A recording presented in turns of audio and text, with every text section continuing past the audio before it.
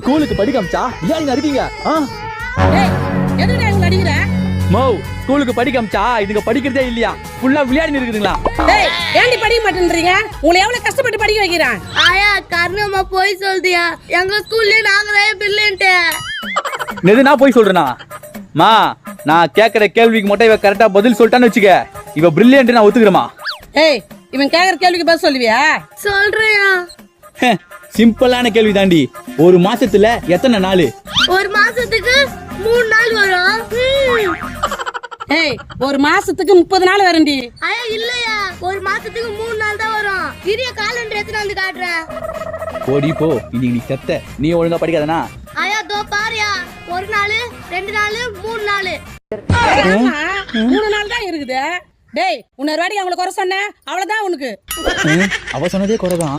என் பேத்தி ரொம்ப அறிவாளிப்பா.